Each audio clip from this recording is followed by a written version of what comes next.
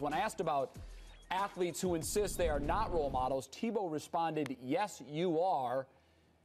You are just not a good one."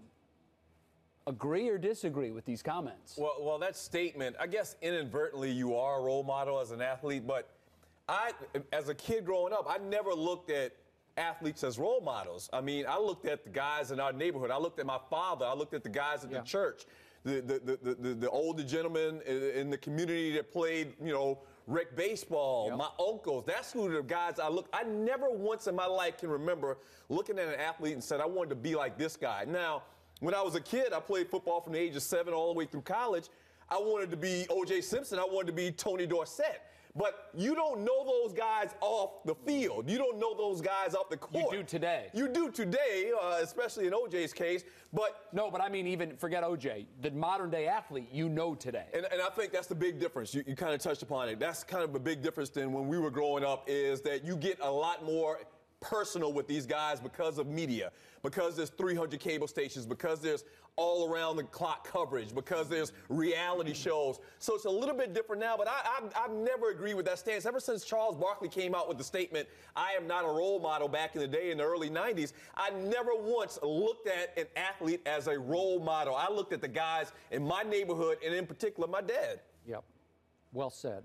I think that I agree with a lot of the things you said. I think that by default you are, just because you are in the public eye. But where I kind of started to change my opinion a little bit is on the things you just said, where now your personal life is so much in the media, with social media, with everything. I think now, if any time, even more so than when Charles Barkley had that famous commercial spot, I think now is the time where you have to embrace it, whether you like it or not, inadvertently, because you're in the public eye. And you know what?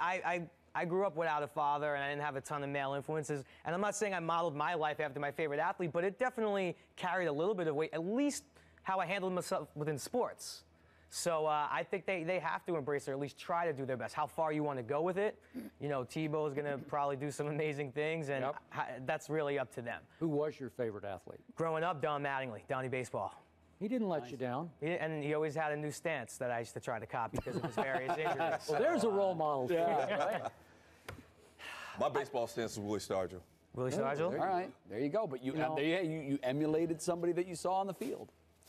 I want to agree with Tim on this, but he can be a little naive sometimes, and in the end, I cannot agree. I'm more with what you said to start with.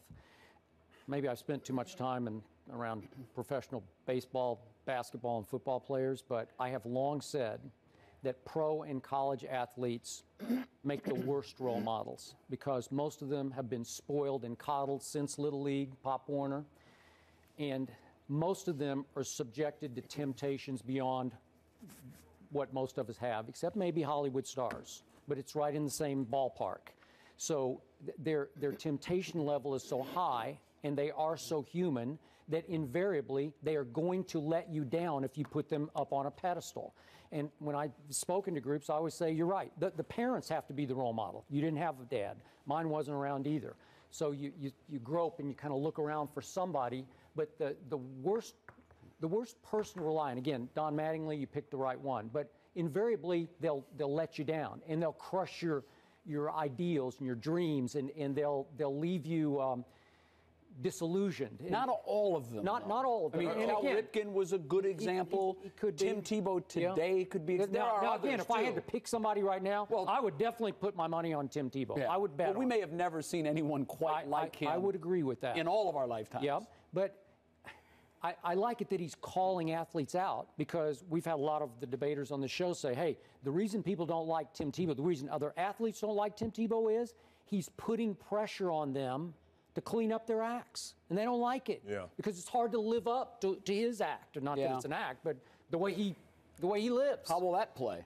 I don't know. It's tough, but I think it'll play well over time. I think I mean with his teammates and with his fellow NFL. Let's face it, as popular as he appears to be on the outside, we've seen it on this show day and day and day, every day. He's not necessarily the most popular guy within the league.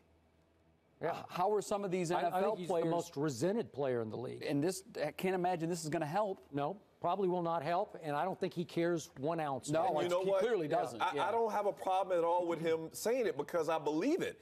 Okay, I'm probably known as one of the most staunch critics of Tim Tebow out there, but You are. I believe he's genuine. I believe he believes everything that he's saying, everything that he talks about. He really believes it. I don't have a problem. And what he's doing is he's holding guys, his peers, to a higher standard. I don't have a problem with it at all. So will this have a positive impact on professional sports in the long run? I hope so. Maybe? Would you say Deshaun Jackson is a role model?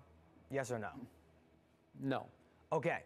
I saw that spot where he went when the kid was being bullied in school and kind of literally sought after the kids that were doing the bullying. Right. And it had an impact. Okay. It changed things a little bit. I'm not saying it made the situation perfect, but that's what I mean when I say you got to embrace. I'm not saying you have to live your life perfect because no one can. But you got to at least make an effort and try. And he did there. And I don't think any of us are really calling Deshaun Jackson a role model, but he went out and did something really, really positive that did something to little kids who were literally mistreating a kid for no reason at all. That's one of the bigger social issues of our time right now, particularly right now. Let me ask you, Jerry, as a Hollywood actor, there are people that look up to you. What's your personal approach to all of this? How do you view yourself?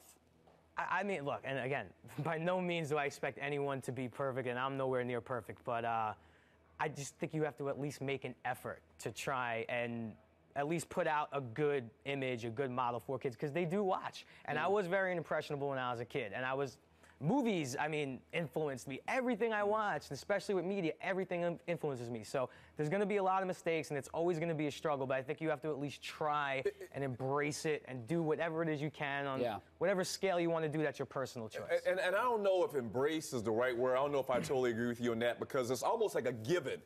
Okay, the situation with Bobby Petrino. You think Bobby Petrino doesn't know at the time when that happens that this is wrong?